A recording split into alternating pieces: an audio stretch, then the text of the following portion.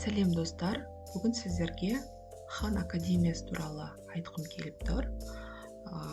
Ең алдымен бұл академияның тарихына көз жүгіртетін болсақ, Салман Хан деген студент өзінің 2008 жылдары MIT университетінде оқып жүреді.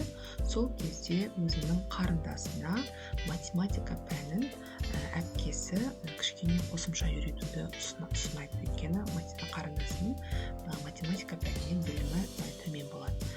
Енді екеуі екі жақта болғаннан кейін қарындасы басқа қалада болады. Салман MIT университетінде студент болып жүреді. Енді оған математиканы қалай түсіндірем деп ойлап жүріп, бір күні ол өзінің математика қарындасының тақырыптарын математика пәні бойынша видеоға түсіріп жазып, YouTube каналына жүктеп жүреді. Бұл өте бір қызықты оқиға, яғни онлайн оқытудың бір тарихының бір бөлшегі деп айтуға болады. Солай өзінің түсіндірмелерін, видеосын YouTube-қа салып жүреді 2008 жылдары. Осылайша ол өзіне қарындасына сол видеоларды жіберіп, математикадан өзінің түсіндірмелерін жіберіп отырады, сілтемелерін. Сөйтіп жүріп, қарындасы математикадан кәдімгідей едәуір нәтижелер шығара бастайды.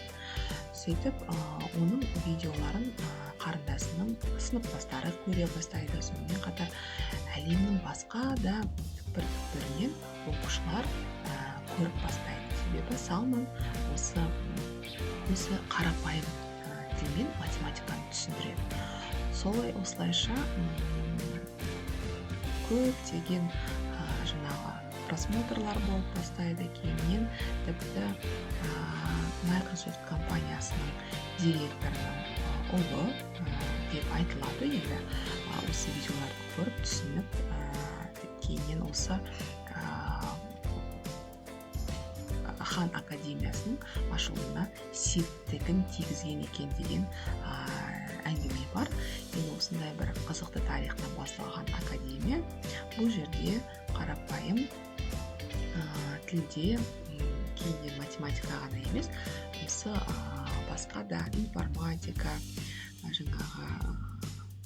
нақты ғылымдар, экономика және финансы деген пәндер қосылып, осындай академия дәрежесіне жетеді. Мінекей, Google-ға Академия Хана деп жазсаңыздар, осы сайт сіздерге шығады. Өздеріңізге қарап, қажетті ақпараттарды алсаңыздар болады. Енді мен қазір кіріп көрейін, код для учителей деп Google арқылы. Бұл қазіргі таңда мұғалімдерге де таптырмайтын бір дүние деп ойлаймын. Google арқылы, Google-дағы аккаунттарыңыз арқылы кіріп, регистрация жасап аласыздар, және де өздеріңізге қажетті пәндер бойынша керек мағлұматтарды алатын боласыздар. Мысалы үшін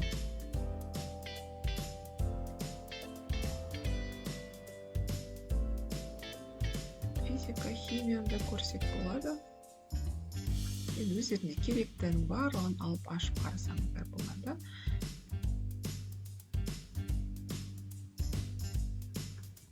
Сохранить. Бұл жерде кәдімгі платформа ретінде қолдансаңыздар болады. Платформа ретінде қолдансаңыздар болады. Оқушыларыңызды тіркесеңіздер болады. Жаңа сынып қосып, жаңа оқушыларды қосып, және материалдарыңызды жүктеп алсаңыздар болады. Әрине, бұл жерде жақсы интернет қажет болады. Так, информатика дейік.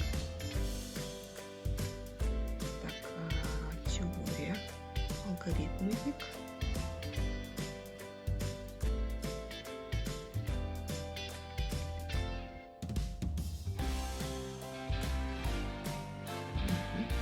Криптография.